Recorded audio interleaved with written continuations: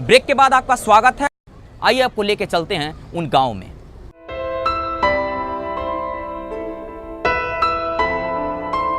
इस वक्त मैं जेपी नगर छोला रोड पर मौजूद हूं और आपको गांव के अंदर यानी कि कस्बे के अंदर ले जाने से पहले वो दर्दनाक सच्चाई दिखाऊंगा जब मौत के मंजर ने भोपाल में दस्तक दी थी। ये दीवार को जरा गौर से देखिए। इस दीवार पे जो ये पेंटिंग की गई है ये दर्शाने का प्रयास किया गया है कि किस तरीके से उस काली रात के दिन लोगों ने अपने अपनों को खो दिया। साथ ही साथ जिस पेंटर ने इसे बनाया है उसका नाम भी इस पर दर्शाया गया है। लेकिन इस दीवार के ऊपर जो चंद लाइनें लिखी गई हैं वो आपको मैं बताता हूँ। हमारे शहर पे जब मौत का गुबार गिरा, हवास खो गए, पैदल गिरा, सवार गिरा, जरा सी देर में सांसों के पड़ गए लाले, गिरा जमीन पे जो भी बेकरार गिरा, सिवाय अपने किसी जात पात की खबर ना रही, सड़क पे टूटते रिश्तों का एतबार गिरा।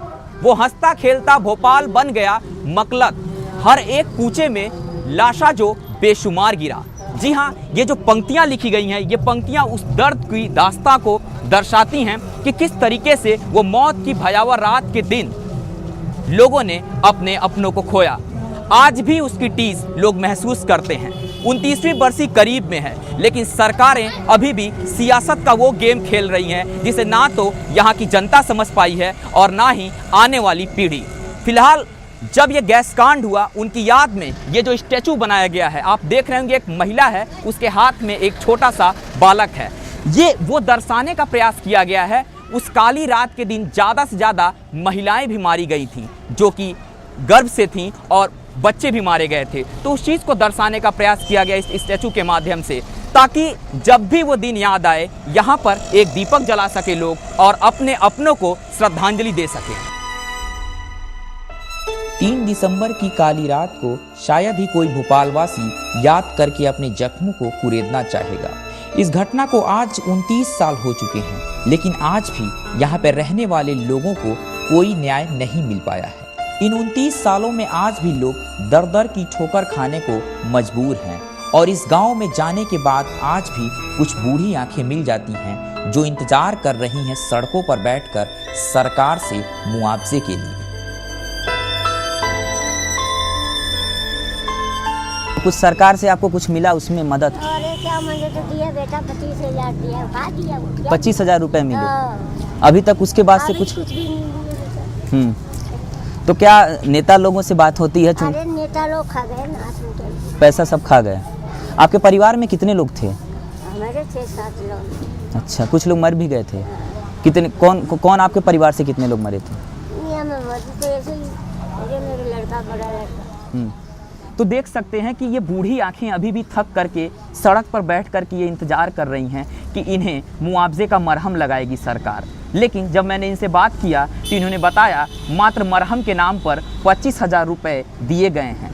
इन आँखों को अगर आप ध्यान से देखें तो उस गैस की यादें अभी भी ताज़ा हो जाती हैं जो उस रात का मंजर हुआ करता था। सवाल ये है कि जिस तरीके से नेताओं के दावे किए जाते हैं और नेताओं की जुबानी सुनने को मिलती है, वो जुबानी सड़क पर बैठी हुई ये 80 वर्षीय बुढ़िया पूरी तरीके से बयां करती है। जो पैसे बांटे गए हैं उन पैसों के बंटवारे में भी बंदरबाट हुआ है। लगभग 25,000 की जो रकम बताई जा रही है, अगर उस हिसाब से देखा जाए एक व्यक्ति को 5 लाख रुपए देने का प्रावधान बनाया गया था इस मुआवजे के जो ये कांड हुआ था उसके बाद से। लेकिन इन पथराई आंखों ने अब उस इंतजार को भी करना छोड़ दिया है जिसकी कोई मंजिल नहीं है। जैसे जैसे मैं भोपाल के जेपी नगर गांव की ओर बढ़ रहा था, वैसे वैसे दिन भी थक कर ढल रहा था। मेरे मन में सवाल हिलोरे मार रहा था और बार बार यही पूछ रहा था कि क्या कभी सच में इन्हें इंसाफ मिल पाएगा। झीलों के किनारे बसे इस शांति प्रिय शहर को देख करके मानो ऐसा लगता है कि इस शहर ने पहले कभी जख्मों को झेला है जिसे आज मरहम सा लगा है।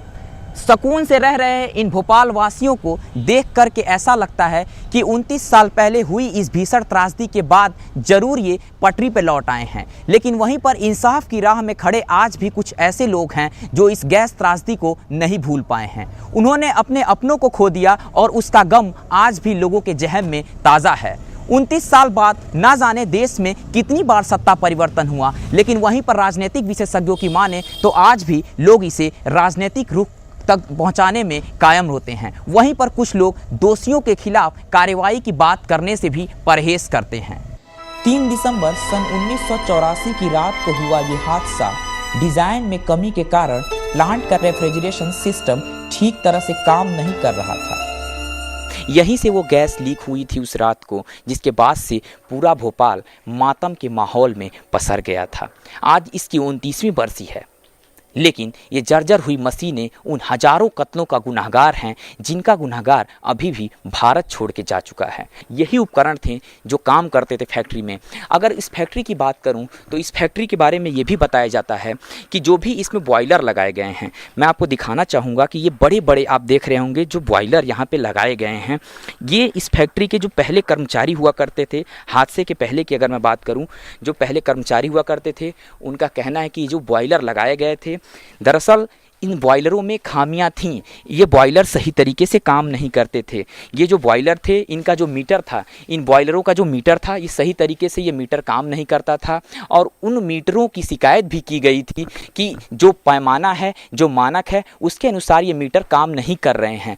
ये मशीनों से लोग सवाल पूछते हैं, इस फैक्ट्री से लोग सवाल पूछते हैं, आखिर उनके अपने कहाँ गए। आज भी सरकार इस पर सिर्फ सियासत कर रही है। जर्जर हो चुकी इन मशीनों की दास्तान आपको बताया हमने, और साथ ही साथ आपको ये भी दिखाया कि किस तरीके से आज इस फैक्ट्री में सिर्फ ये मशीनें मात्र रह गई हैं। भोपाल गैस कांड की इस खास रिपोर्ट को देखने के बाद से याद आती हैं किसी शायर की लिखी हुई वो चंद लाइनें।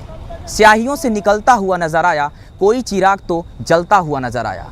वो शख्स भला मेरे साथ कितनी दूर तक चलेगा, जो खुद हर मोड़ पर संभलता हुआ नजर आया। जी हाँ, ये पंक्तियां शायद आज भी उस राजनीतिक तंत्र की ओर इशारा कर रही हैं जिससे अभी तक किसी प्रकार की सहायता नहीं मिली है। सहायता के नाम पर सिर्फ 25-25 हज़ार रुपये इन सरकार के तरफ से दिए गए हैं। लेकिन सवाल यही है कि हर बार भोपाल गैस कांड की बरसी पर सिर्फ चंद आंसू और 2 दिए जला दिए जाते हैं, लेकिन सत्ता पर बैठे सत्ताधारी ना तो इसकी परवाह करते हैं और ना ही उन्हें याद करते हैं। आज के इस खास रिपोर्ट में बस इतना ही। मुझे दीजिए इजाज़त, अगली बार आपसे फिर मुलाकात होगी किसी नई रिपोर्ट के साथ। जय हिंद।